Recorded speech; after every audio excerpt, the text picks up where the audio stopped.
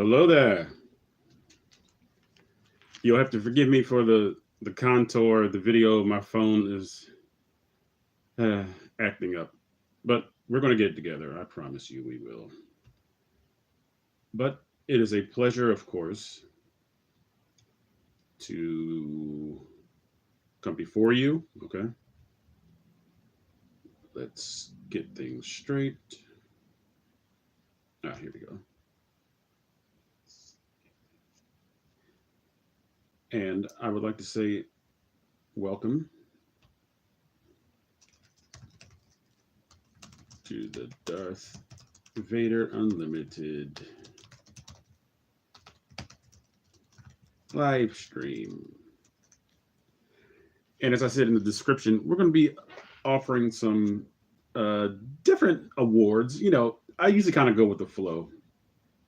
So I kind of shoot from the hip on these videos. A lot of times I'll be talking about something and then somebody will ask a question and then I'll answer the question and then the whole stream will go in that direction because that's what this is. This is sort of Q&A. My voice is kind of good. So if you want me to do any kind of live impersonations, I will gladly do them for you at your request. So no request. Let me just see how I sound. Beep, beep, beep, beep, beep, beep, beep, beep. Okay. The Emperor is not as forgiving as I am. All right. So please chat. Thank you all for watching. Whoever gave the thumbs up to you too. And I have no pressing engagements this time or events that I forgot about. Last time I was doing a live stream was the day of my family reunion. So yeah, I kind of had to go where family was, but I had a good time at the reunion, but I apologize to anybody that did sign back on and I was not on because again, I was at the family reunion. So I definitely apologize to you guys. It is not a matter of me taking you for granted. It's just that the scheduling was weird and I totally forgot about the family reunion. So I apologize to everybody that did come back on. Okay, but if you can share this, I would love to have as much traffic as I can to light speed their way. All right, that was corny, I know. But to get here as fast as possible so we can have an interactive time. That's what these live streams are really about. It's not about me just coming on and just talking the whole time. You know what I mean? I mean, I can, but I would love to just be able to interact with the people that subscribe to the channel. You are very much appreciated. You know what I mean? And I want input from you guys.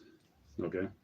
Now, I have some things lined up. I definitely want to do a series of videos talking about Ahsoka's top 10 moments prior to her series coming out. Now, obviously, if I don't get them all done before the series comes out on Disney Plus, big deal. Okay. But I still want to bring you these videos and I want to condense them as well so that they're not, you know, long drawn out reviews. Okay. But it's just like sort of like a highlight of these top 10 moments, as I said about Ahsoka Tano. I definitely want to start with Tales of the Jedi because canonically, okay, that is Ahsoka's first appearance because it's called Life and Death, Tales of the Jedi. It talks about her birth. And we've had nothing prior to her birth. You can't possibly have that. Okay. So, Luke Skywalker Unlimited. Again, I don't know if you were on here when I said this, but I definitely apologize for the last live stream, me having to go to the family reunion and not signing back on. I apologize, my son. Okay. Hey, my sister is watching as well. I call her Leia Unlimited. Hi. I am your father. Not really, of course, but Luke Skywalker Unlimited, thank you so much for being dedicated to this channel. I really appreciate you, sir. And I appreciate everybody that you pointed in the direction of this channel. Because we're a small channel. People get, what do I have, like 330 something subscribers? The big channels get like 300 subscribers in a week. So again, I appreciate all of you. And maybe one day we will spread across the galaxy, okay? But what I was saying was that I want to do a top 10 Ahsoka moments, sort of step by step with the series as it comes. I believe it is on Tuesday. I believe it is. Ahsoka comes to Disney Plus. I've had mixed feelings about it, but I will watch it. Okay, and I'm not going in with my finger leveled. I'm not going in with a ruler, see if it measures up to previous Star Wars stuff. I just want it to be great Star Wars stuff. Okay, because in my opinion, I believe you can divert from the Star Wars formula and still feel like Star Wars. What do I mean by that? So glad you asked. My favorite series thus far has been the first season of Andor. Okay. Now, maybe a lot of people thought I was going to say The Mandalorian or The Clone Wars, but Andor to me is my favorite Star Wars series, and it's set in a small planet called Ferrix, Ferrix, and it's so organic. I mean, I think there was uh, an 8 block location where Tony Gilroy, set up, the hotel, kind of circular shaped hotel. There were all new characters. The only ones that weren't new was Saul Guerrera and Two Tubes, who we met. We met Saul Guerrera in the Clone Wars, the computer animated series, and we met Two Tubes in Rogue One. Okay, so they weren't new characters. What's his name?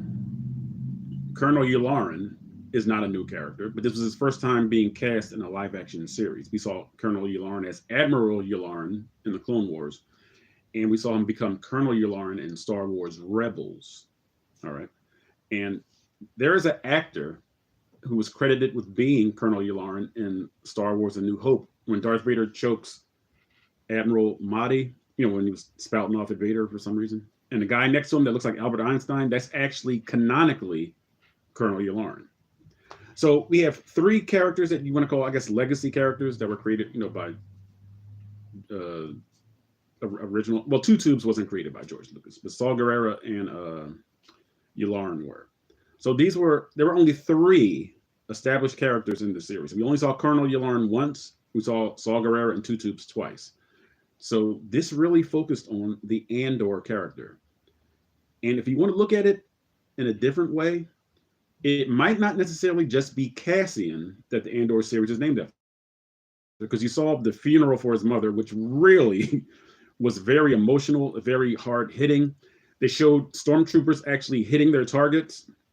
Stormtroopers have never been this deadly since Star Wars A New Hope, where they set Uncle Owen and Aunt Beru on fire. And that was really a horrific moment. I remember when I was a kid and I said, oh my God, they set these people on fire. But again, I said all that because Ahsoka does not have to be lockstep with typical Star Wars formula. As long as it's an organic story, it's good versus evil. Okay. Now, Andor had the benefit of being in the Rebellion era. So the reason why everything is terrible is because there is a Sith ruling the galaxy called the Emperor. So this is just darkness. This is the produce of the dark side. There's oppression everywhere. We saw how Andor was thrown in jail for 6 years for no reason. This is the unfairness. This is just the malevolence of the dark side. So it is very much Star Wars, even though it is not beat for beat Star Wars formula. We see flashbacks. We never saw a flashback with George Lucas's movies.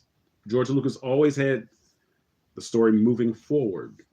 Okay, so flashbacks are different. We saw flashbacks of Cassian Andor when he grew up on Kenari. All right. And I always liken Kenari in those sequences where it's just children to Lord of the Flies. I don't know, maybe anybody watching has ever read the book Lord of the Flies, but it gave me Lord of the Flies vibes. Nothing but children on this wasteland, Kenari. And like in the book Lord of the Flies, a pilot crashes on the planet. Okay. He sure is, Luke. George is just awesome. He's an awesome movie maker. Okay. But in the book The Lord of the Flies, we see a pilot crash. Okay. And I think in the movie version, he died. But I think in the book version, the children nurse him back to life. But in Andor, we see the same thing. We see a ship crash. And then the children are attracted to the crash. And they're like yellow-skinned Republic people. I don't know who they are because I didn't really read up on it. So it really was parallel with Lord of the Flies. I think I have a lot of optimism for Ahsoka. I think they're going to do good.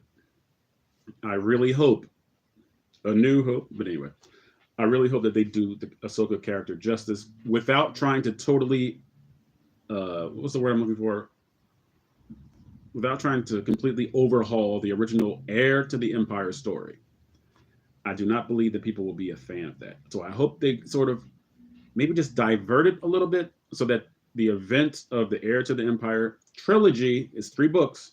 Yellow Kids, Minions, right? Did you see Andor, Luke Skywalker Unlimited? What did you think of Andor? But anyway, I hope they're not just trying to totally erase the Heir to the Empire books. I hope they don't do that because that will turn a lot of people off. It really will. But I believe if you take a different route to the Heir to the Empire taking place, I believe it'll be well received. Because that's one thing Star Wars fans despise. They don't like when Disney comes in and just totally erases something and put their own thing in the place. You thought it was mid? Andor? Oh, I need more from you, sir. Why did you think Andor was mid? Oh, of course it's your opinion. I respect your opinion. But why do you think Andor was mid though? I'm curious. But anyway, it's like don't erase what's already been said and what's already been beloved. Remember, now I'm a little older than most Star Wars fans. I'm an original trilogy fan. I actually saw Return of the Jedi in the theaters. Aging myself, but anyway. Um, and we went a long time without any new Star Wars materials. We had cartoons, we had droids, we had Ewoks, we had the Ewok Adventure, we had a Battle for Endor.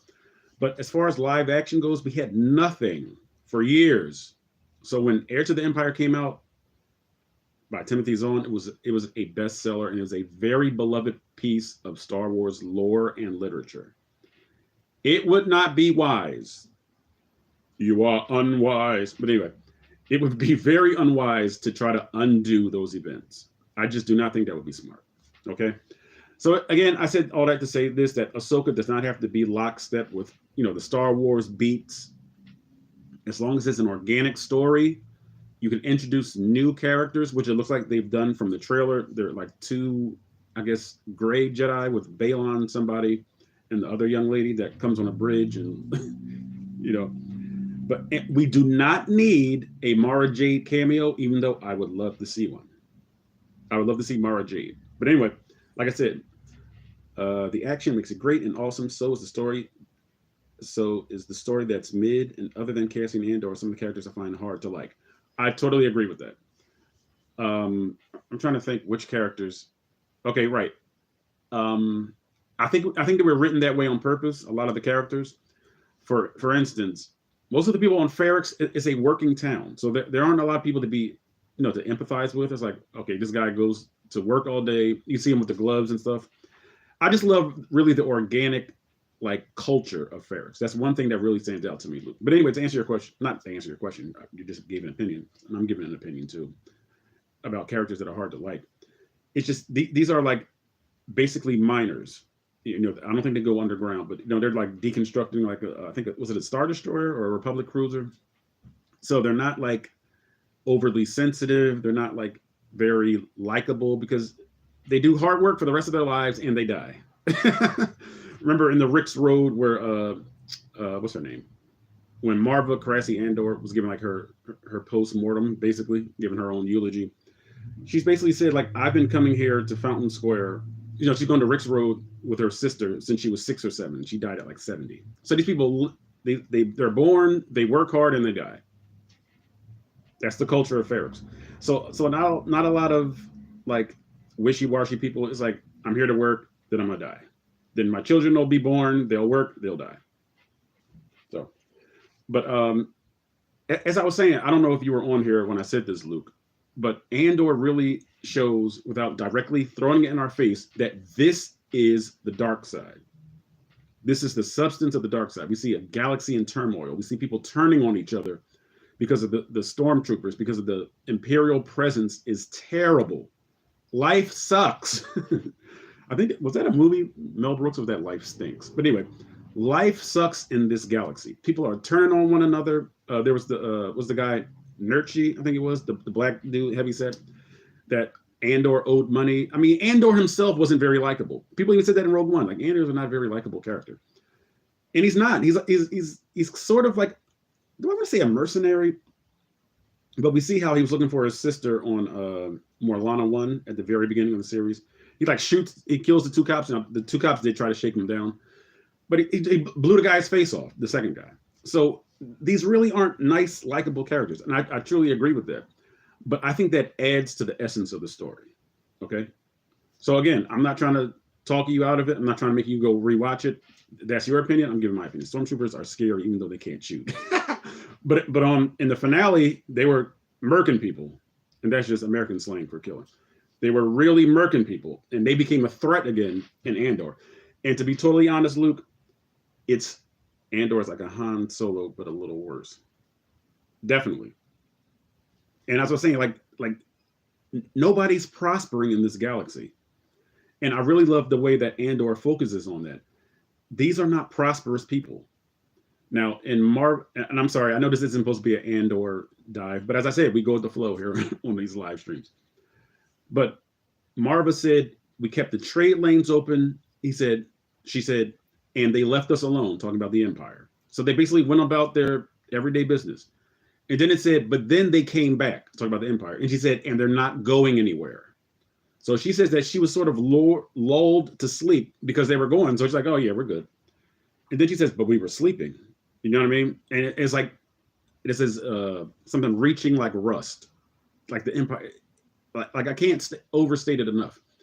The dark side is just plunged the entire galaxy into this like desperate like frontier where death is around the corner. You saw how in the finale of Andor, the one Imperial captain is almost like a military policeman. He's like, hold the line, hold the line. You know, the guy with the really gruff voice that was like, get her. Anyway, but he just has soldiers up there holding up barricades, these long, riot shields.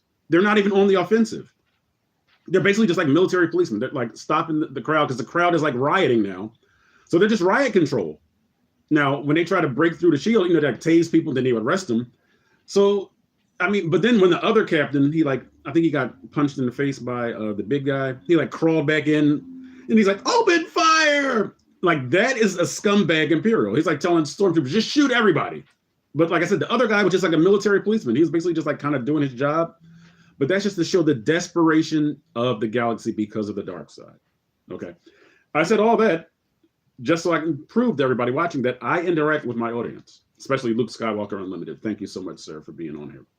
So back to what I was saying about the point of today's live stream. Let me move this out of the way. There we go. And anybody else watching, please feel free to chat, do whatever, ask questions. They don't have to be on topic.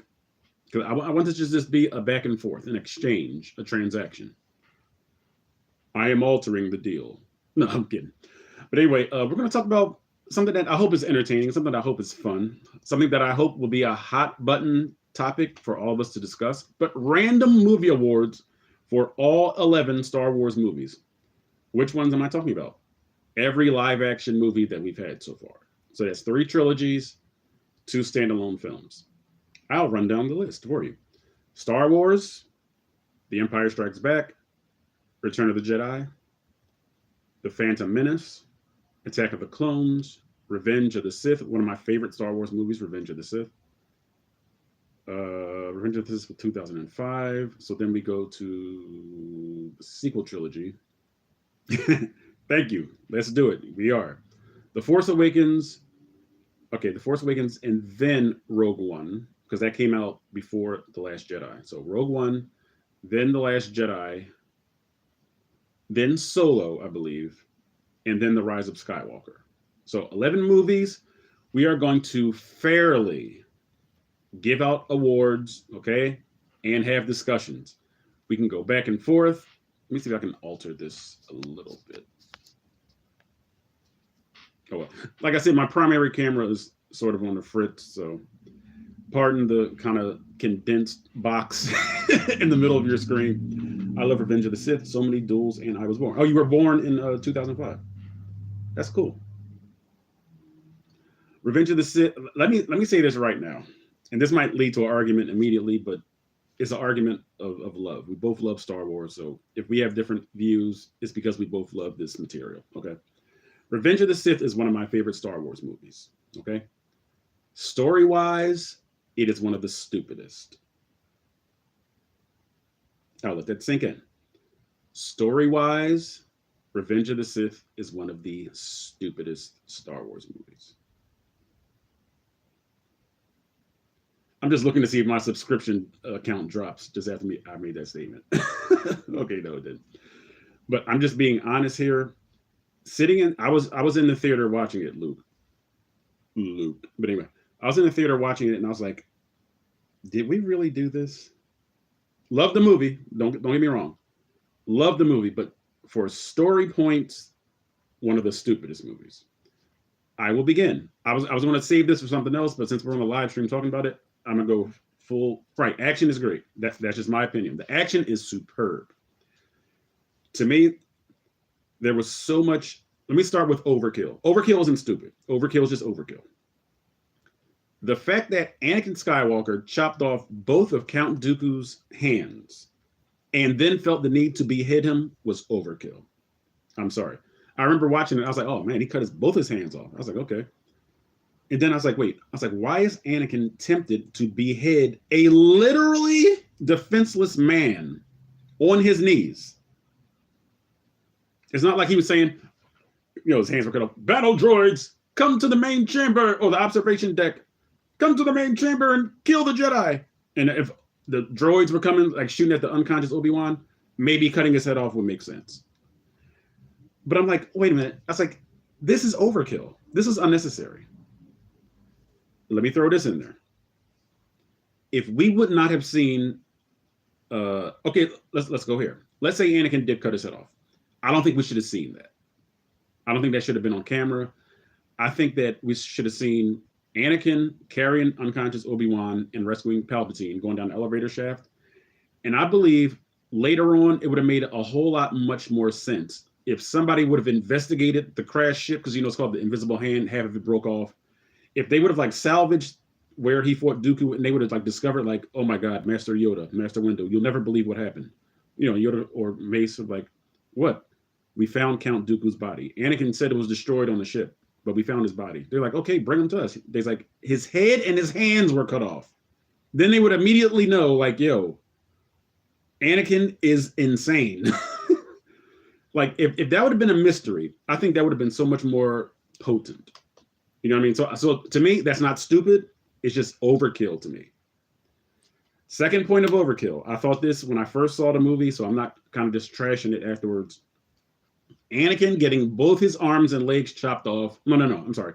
One arm, his remaining arm, and his legs chopped off. I thought it was unnecessary. He got burned in a volcano, like burned in a molten volcano. That's enough. Now, maybe if one hand got chopped off, because in Return of the Jedi, we see he had a mechanical hand after Luke cut Vader's hand off.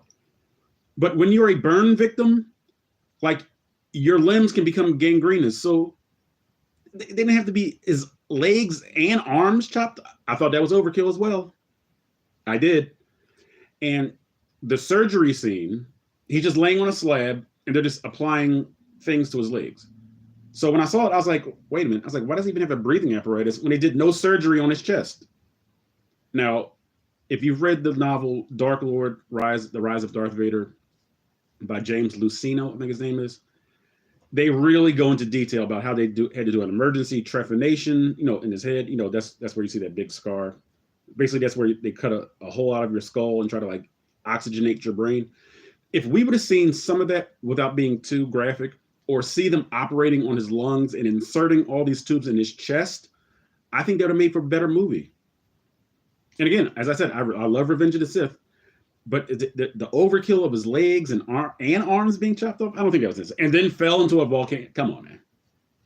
Overkill. All right. So I'm gonna leave it right there. Okay. As I said, Revenge of the Sith is one of my favorite Star Wars movies. I love Revenge of the Sith. All right. So let me dial it back a little bit. Okay. Even though I have altered the deal. Okay. So we're going to talk about random stuff, random movie awards. Okay. For all 11 live action Star Wars movies. So, tough one. Anybody that's on the stream, if you are able to, I would definitely love to hear your awards. I mean, who you think is the appropriate recipient of these awards. Best Star Wars movie. This one is a hot button topic all over the internet. These are my awards. This is my live stream. To me, and this is tough, that's so true, but if they operated on the lungs, episode 3 would be I don't mean show the entire operation or the actual trephination or whatever, but I'm talking about a flash. You see maybe his ruined chest. You see maybe a knife. You know how they show the helmet go on him? You see the view of just the helmet going zee. if you see like a knife going, and then you just hear him going, "Ah," because he can't really yell because his voice is like a whisper. Then you get the idea, like, man, they're like operating on his chest. Like, this is why he needs to breathe like this, because it seemed like he was breathing fine. He's all, "Ah!" He did it in the regular Hayden Christensen voice, like hitting the droids away. It's not like a whisper, like, "Ah!" It's regular. "Ah!" So that's what I mean about make just a little snippet about the operation on his brain and his lungs, just little stuff. You know what I mean? And it's movie magic. You know what I mean, Luke? Just little stuff like that. Okay. So, best Star Wars movie. This is tough for me because there are days where I'm not sure it's the best, but I'm going to go with The Empire Strikes Back. Best in Star Wars to me is The Empire Strikes Back. And the one that I always wrestle with is the first Star Wars. Now, people might say, well, the first Star Wars was corny, was campy. The special effects weren't up to par. They weren't up to today's par. When Star Wars, you notice how I don't say A New Hope, right? But because it's called Star Wars. When it first came out in the theaters, it was called Star Wars. There was no episode title. It was just Star Wars. Then you see the opening crawl. All right, so that's why I call it Star Wars. But for 1976, when it was made, this was groundbreaking. So maybe today's standards, the special effects aren't where ILM's standards are, but we're talking about something made 40 plus years ago. And, like they say, well, if you were to cut the guy's arm off in the cantina with a lightsaber, why is there blood? Maybe he wasn't thinking about it. I mean, I'm just trying to be honest here. Maybe he just wanted to show the horror of what a lightsaber can do to an organic body. Should there be blood? No, there shouldn't be. Because the wound is automatically cauterized with that much heat. All right. But anyway, I always wrestle with the first and the second one. Star Wars and The Empire Strikes Back, because that trench run in the first Death Star is just so iconic. It's very emotional. It's like Luke is flying. The music, like the score of Star Wars should never be undersold. Ever. So it's like he's going through the trench. He's by himself. His best friend just got killed by his father. The guy, Biggs Darklighter. You see more on him in the Star Wars storybook. It's like a major part of the movie. They edited out most of the scenes with Biggs Darklighter. But anyway, his father, Darth Vader, Luke didn't know this, of course, kills his best friend, and then Wedge has to fly off. So Luke is by himself against the Death Star with 3 TIE fighters chasing him, Vader and his 2 wingmen. And there's like the music. Then you just hear Obi-Wan's voice come in. You hear the Force theme. It's like use the Force, Luke. Let go, Luke. And even Vader's like, Force is strong with this one. And Obi-Wan says, Luke, trust me. And then Luke turns off the targeting computer, and then the music goes, dun, dun, dun, dun, dun, dun, dun. I know I'm a nerd, okay. For me, Return of the Jedi, my reasons are: 1, Luke became a Jedi. Han and Leia are in love. Vader fulfills the prophecy. Luke will go to great lengths to save Han. Palpatine. Good. And to me, Luke, when I was a child, Return of the Jedi was my favorite movie, period. Return of the Jedi was my favorite. Of course, I love Jabba the Hutt. Hope you like the shirt. Okay. But Jabba the Hutt is easily one of my favorite characters. And for some reason, Return of the Jedi gets a bad rep as far as the trilogy goes. So if you listen to my live stream, what I've just said, at one point in time, all 3 original trilogy movies were my favorite. When I was a kid, Return of the Jedi was my favorite. Now that I'm a little older, I kind of lean more towards Empire Strikes Back because there's more Vader without really like anybody holding Vader's leash like Tarkin was. And other times is A New Hope. Thank you, sir. So as I was saying, the emotion of the Death Star trench run in Star Wars, it gets me even to this day, Luke, and everyone else watching the stream. But I will give the edge to The Empire Strikes Back. The Empire Strikes Back, it breaks the formula. There's no big battle at the end. There's an emotional battle at the end, but the big action sequence is at the beginning of the movie. And then you get a lot more exposition on the Force itself. The first movie, Obi-Wan just threw in a few lines. When Luke goes, the Force? And Obi-Wan's almost like, oh yeah, I forgot to tell you about that. He's like, the Force is what gives a Jedi his power. It's an energy field made up of all living things. It surrounds us and penetrates us and binds the galaxy together. And that's it. That's all we get. And then we hear about trusting the Force. when Obi-Wan tells Luke, he said, put the blast shield on, put the visor down, trust your instincts. So the force isn't as dynamic, it's not as explained. And then later on, he just says, use the force, Luke. Let go. Don't use the computer. Don't use anything artificial. Trust the force. And then Luke destroys the Death Star. Okay. So I give the edge to the Empire Strikes Back, but to be totally honest, some days it's Star Wars. Other days it's the Empire Strikes Back, but I'm going to lean towards the Empire Strikes Back. Okay. So all right. So Luke says Return of the Jedi is his favorite. And at one point, it was my favorite too. Okay. And I really don't understand Star Wars fans these days.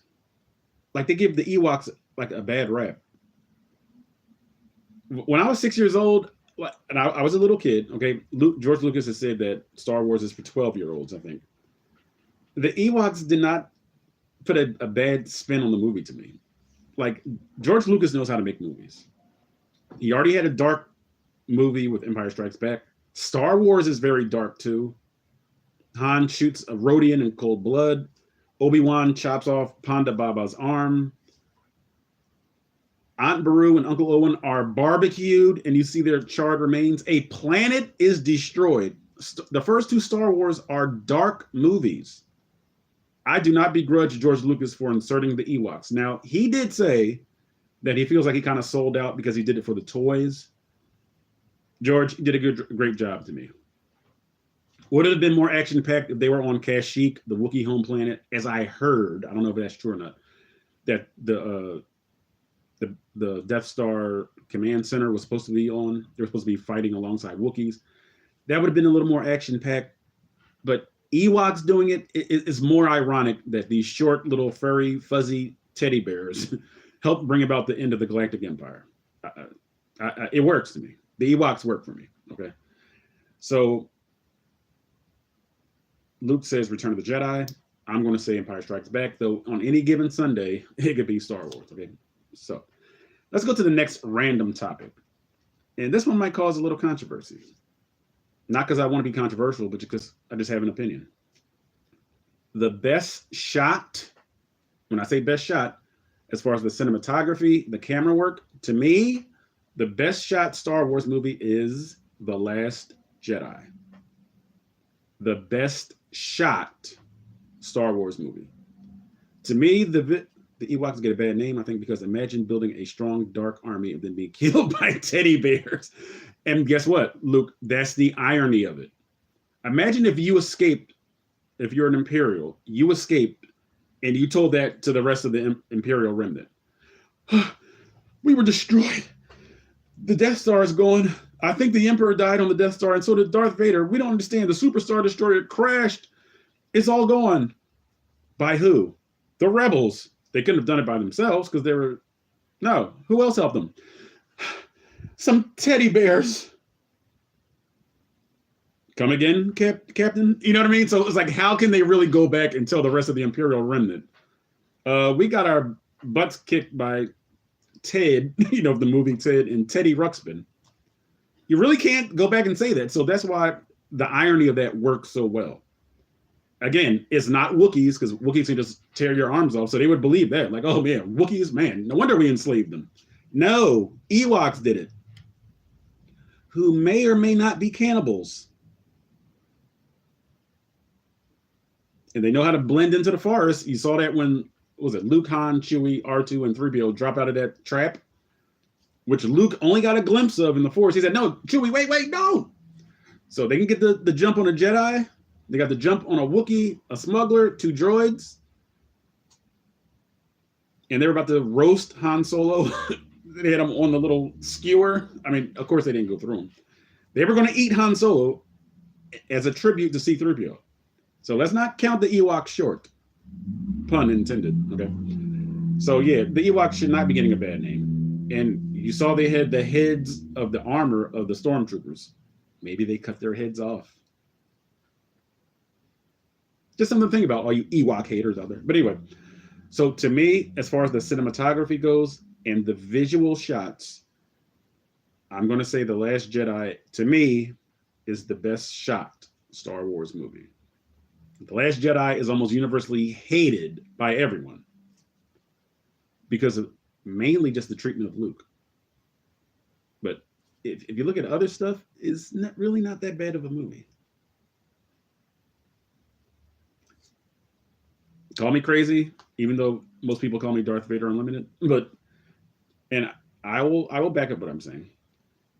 To me, there are just stunning visual spectacles in this movie, The Last Jedi. To me, it's the best shot, it's the best cinematography. Uh, Admiral Holdo turning, I believe it's called the Radis, the calamari ship, and destroying the First Order remnant fleet is probably the best and most breathtaking shot in all of Star Wars.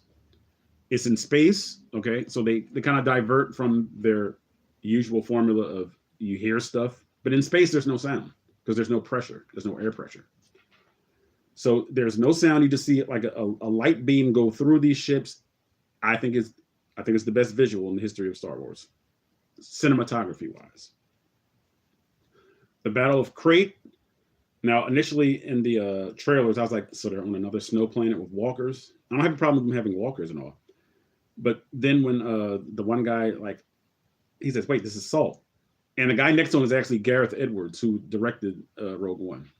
And he's the guy that looks at the other guy that's tasting the salt like, okay. And when they go beneath the surface of the salt, there's like red. I just think that's visual mastery, personally. The Battle of Crate is a visual spectacle to me. I think it's great. What else is there? I'm trying to think. Because in my mind, it's just like always been the best cinematography as far as visual effects. I mean, visual shots, excuse me, not necessarily visual effects, but visual shots go. I don't like Last Jedi, not because of the island. It's because the rebellion running the opening in Dreadnought is cool. But when they keep getting tracked, I'm like,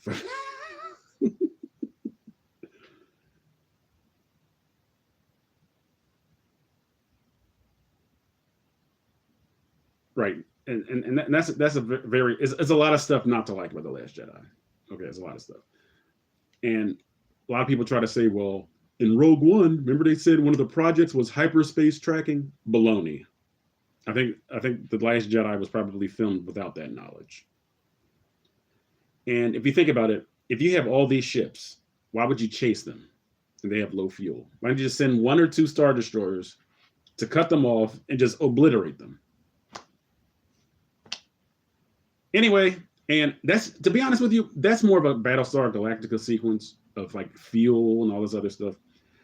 And nothing works in The Last Jedi. The plan to go get this hacker or whatever it was called doesn't work.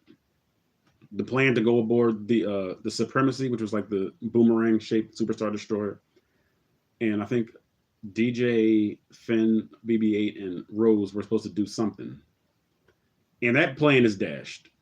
So nothing works in The Last Jedi. But I do like The Last Jedi. But is it my favorite Star Wars movie? No. But my favorite of the sequel trilogy? Yes, it is. Okay. Uh, anyway, let me just stay on this topic. To me, the best shot visually is The Last Jedi. And I gave you my reasons for it. Please debate me so we can have a back and forth of dialogue, whoever disagrees. Let's see. Best actor in Star Wars. I have to go with Ian McDermott. I truly believe that Ian McDermott is the best Star Wars actor. Okay. Who's the biggest Star Wars actor? Between Harrison Ford and Samuel L. Jackson, they're the biggest. But to me, the best actor of Star Wars, and I think we're talking 5 movies. He wasn't in Empire Strikes Back, but he was in all 3 prequel movies. Ian McDermott was in Return of the Jedi, which is one of the highlights of that movie, The Emperor. And I believe he was in The Rise of Skywalker. So we have 5 movies with Ian McDermott. Out of the 11, out of his 5 appearances, in my opinion, Ian McDermott is the best actor of Star Wars actors. Okay. So that leads me to my other question. Which Star Wars movie is the best acted movie? Okay. In other words, out of the 11 films, which one has the best acting?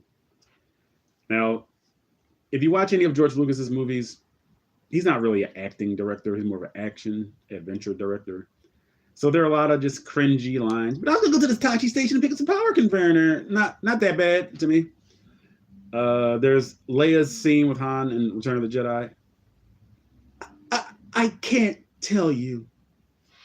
Could you tell Luke? Is that who you could tell? Not the best acting, maybe. Prequel trilogy, Attack of the Clones.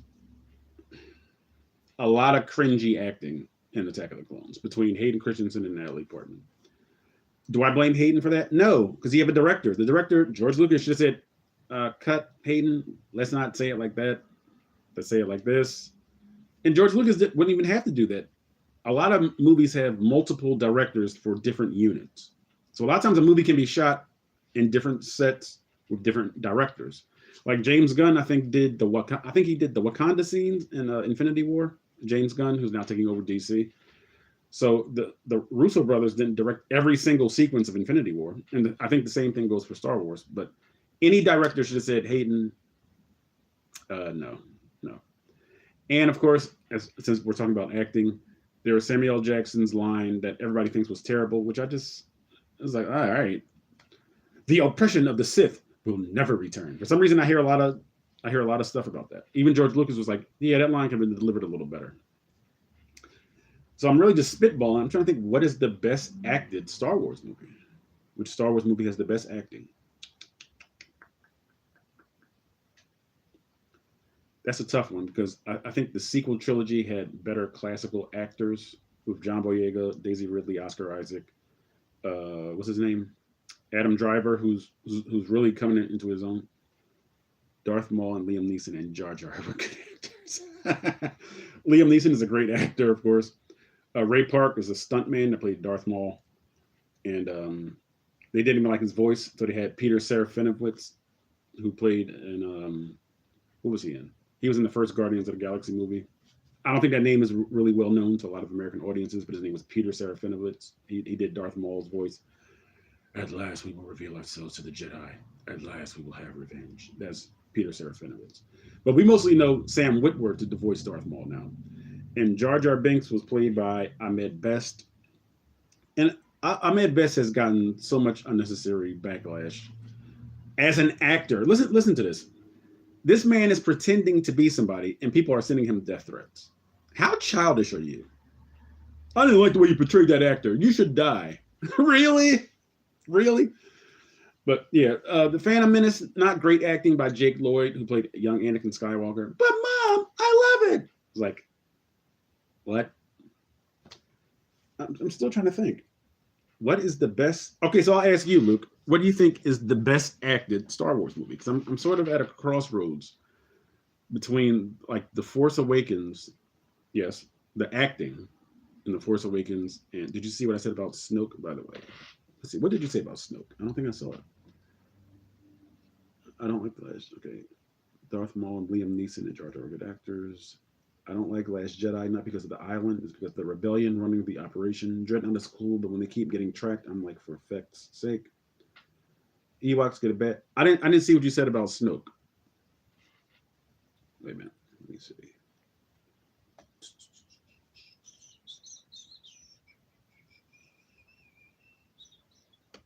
Nope. For some reason, I didn't get it.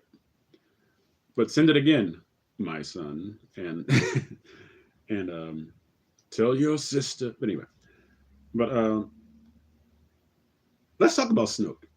You might ask, wait, if you're issuing random movie awards, why are you talking about Snoke? Because that's the direction we're going. Okay, we go in whatever direction, right? I think Snoke could have been so much better. Best acting scene is Obi-Wan and Anakin. That's one of the most operatic scenes. Like on the slopes of Mustafar, right, on the slopes, like, and that music playing, is it Anakin's Dark Deeds, or it's just a different soundtrack playing? But you really just feel like Ewan McGregor is just really giving it to you. You know what I mean? After like Anakin is disarmed, literally, he only has the mechanical arm left. He says, "You were the chosen one," because Obi-Wan didn't want to fight him, and that's why it's good to have context. You know what I mean? Because at the very beginning, Anakin actually responds to his name. He says, "Let her go, Anakin. Let her go." Now, of course, the love that he has for Padme, that does play into it. But there might still have been a conflict with Anakin about Obi-Wan because he did let her go and he walked away from her. Then he kind of do that sort of semicircle around each other, and Obi-Wan checks, Padme's pulse. But the whole context of their relationship at the end, Luke, is that Obi-Wan doesn't want Anakin to go down this path, which is the same thing Padme was saying. You're going down a path I can't follow. Now, she couldn't fight Anakin, but Obi-Wan could. And then when Anakin says, if you're not with me, you're my enemy. And Obi-Wan just says, he's gone. So he says, only a Sith speaks in absolutes. So people that say the Jedi didn't know anything about the Sith, wrong. Yoda knew about the rule of two. Obi-Wan knew that Sith only deal in absolutes. So that's on another channel, Luke, where somebody said, oh, Jedi don't know anything about Sith. Anyway. So then he says, I'm not even fighting my brother anymore. I'm fighting this Sith. But even Obi-Wan's conflicted. Because he's like, all right, only a Sith says that. But at the end, he says, you were my brother, Anakin. He didn't say Sith.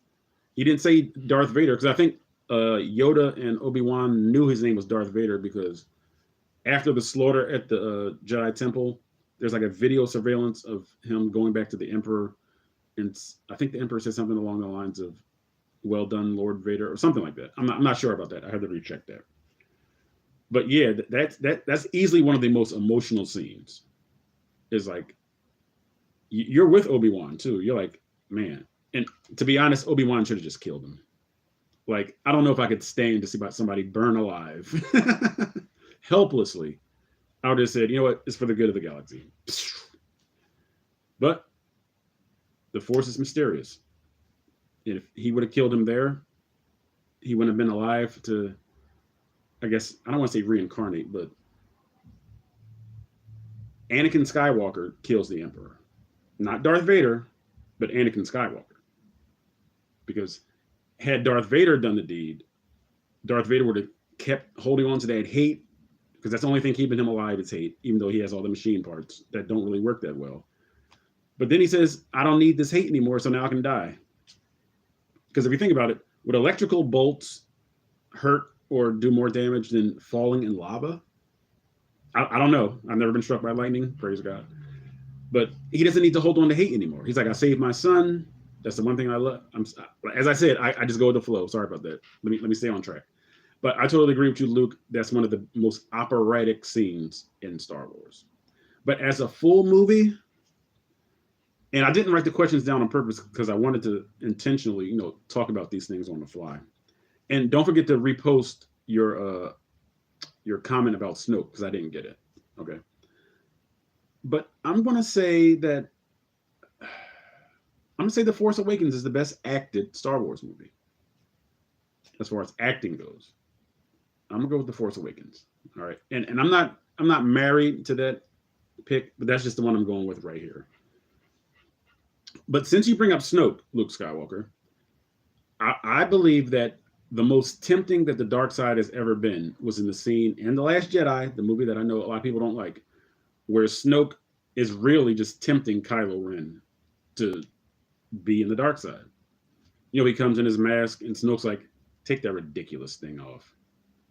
And Kylo Ren's almost like, I've given everything to you. To the dark side. He's like, are you not pleased? He's like, I destroyed the Jedi like Darth Vader did originally for the Emperor until Order 66 came in and Darth Vader was nerfed in his own movie, Revenge of the Sith, which I never liked. It's like, wait a minute. So these troopers killed all the Jedi and Vader killed no Jedi in the movie that they showed. They show he killed younglings. They said by lightsaber, these younglings were killed. Where was his scene? Where's Darth Vader's scene to kill Jedi? No established Jedi were killed by Darth Vader. But the Emperor killed a whole bunch of them. Snoke is supposed to be all powerful, and before we know who he is, he dies.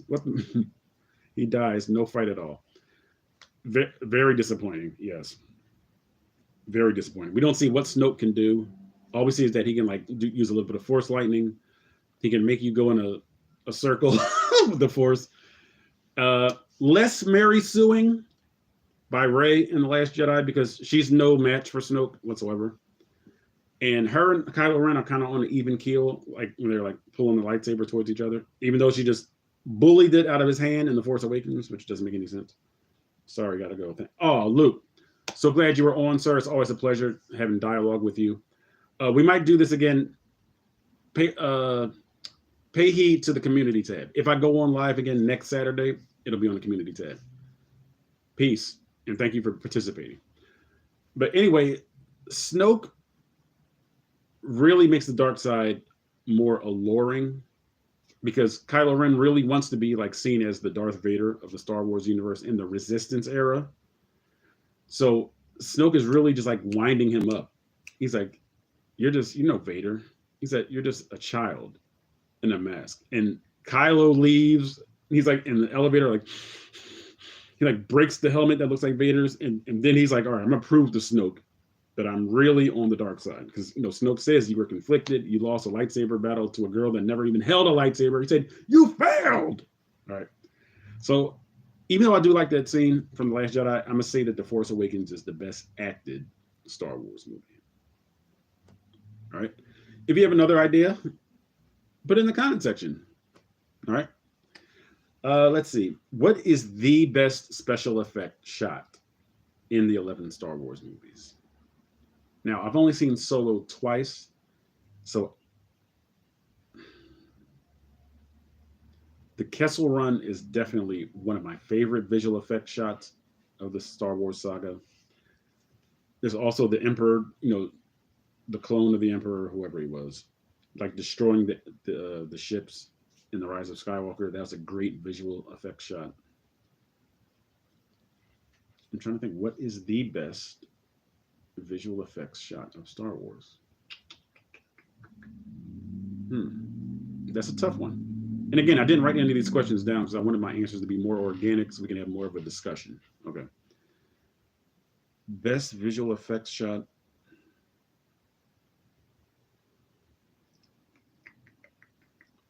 And visual effects just doesn't just include like big CGI, scenes or matte paintings in the back for the original movies. But almost anything can be a visual effect shot. Almost anything. I'm going to go with. I'm going to say Yoda in Revenge of the Sith. I think to me that's the best visual effects shot, where he's fighting Palpatine in that totally CGI environment. There's a time where he falls down on one of those like circular platforms, and the detail in his robe almost makes him look real for a second. But yeah, I'm gonna go with Yoda, the way he's done in Revenge of the Sith in the battle with Palpatine. I'll say that's the best visual effect shot. All right. And again, you don't have to agree with everything I'm saying. You don't have to agree with anything I'm saying. You can vehemently disagree and just put it right here in the chat, or put a comment there, down there. Okay. So again, Yoda, I'll go with him for the best visual effects shot, especially like the details of him like flipping around and like fighting with a lightsaber. So not only are you doing like rotoscoping with a lightsaber, you got to make his robe look real. You got to have the right refraction and reflection of light on him and his outfits. I'll go with Yoda. All right. So the award that I gave was the best in Star Wars to me is The Empire Strikes Back. The best actor of Star Wars is Ian McDiarmid. I'm talking about all 11 movies. Okay. The best cinematography to me is The Last Jedi, especially with the battle on Crate and Admiral Holdo destroying the that remnant of the First Order fleet. Best lightsaber duel. To me, there's no question. Darth Vader versus Luke Skywalker is the best lightsaber duel. It really is. And a lot of people always go with Darth Vader versus Obi-Wan Kenobi in Revenge of the Sith. He was christened Darth Vader, even though he looks just like Anakin Skywalker still, but he was still Darth Vader where he fought. To me, this is another example of overkill of Revenge of the Sith. Now, earlier I talked about Count Dooku having both hands and his head cut off was overkill. Vader having all of his limbs cut off at the tail end of that battle, to me, is overkill. It's not stupid. To me, it's just overkill. But the battle with Obi-Wan, the lightsaber duel, it's a little bit of overkill. Remember, when that big old, it's like a stanchion. It's like kind of bobbing in the lava brook, then like falls over, and Obi-Wan like jumps onto that little droid in the middle of it that's just there conveniently for him to land on. And Anakin runs the length of this platform, leaps I don't know how many feet, and lands on another one of those little droids. I was like, looks great. And both droids go downstream, or is it up? No, they were going upstream against the flow of the lava over the falls, like next to each other, so they can have a duel. They come close so they can fight. Then they see something in the middle, they separate, and they come close so they can fight again.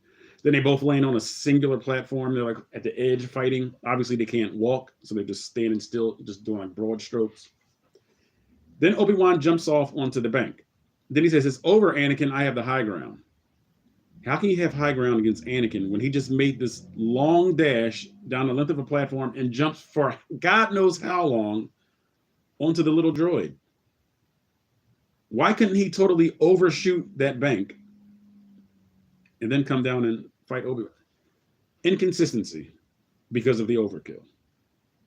It's like it wasn't unrealistic from the jump off the off the cliff basically and land on the droid, but he can't overjump Obi-Wan. That makes sense. And again, as I said, Revenge of the Sith is one of my favorite Star Wars movies. I love that movie, but story wise, it's one of the stupidest. Okay. And when I do the deep dive on Revenge of the Sith, I will definitely explain why Revenge of the Sith is one of the stupidest story wise Star Wars movies. The action is just awesome.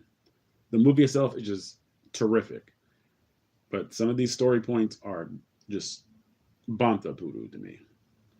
So I don't know how he can jump over that cliff when he just did it earlier. And if you talk about having the high ground, how the heck did Obi-Wan, when he was fighting Maul, hanging on that thing in the middle of that shaft, how did he? It just doesn't make sense because of the context of having the high ground. Darth Maul has the ultimate high ground. I think I did this on a previous stream. And there's only a circular opening. How did Obi-Wan? Like, why didn't Maul just stick his lightsaber out and just chop him in half? Again, bad story points, terrible context as far as that goes, but I love Revenge of the Sith. Okay, I like all the George Lucas movies. It's just the Disney movies that I'm not crazy about. So let me see. One last award, a random award. Best attire. Okay. And I'm not going to put Slave Leia into it because maybe that'll be seen as me being misogynistic or something, or maybe it seems like I'm objectifying Carrie Fisher. So I'm not going to include that outfit. All right. But best wardrobe, I'm going to say Padme Amidala in The Phantom Menace as the queen. Like her outfits were just like stunning. They really give you like, they really harken back to like the old, geisha outfits. Like it looked like it was very Asian infused. The paint and like the ceremonial headdress. Like she's had some fantastic wardrobes. Natalie Portman's character did in The Phantom Menace.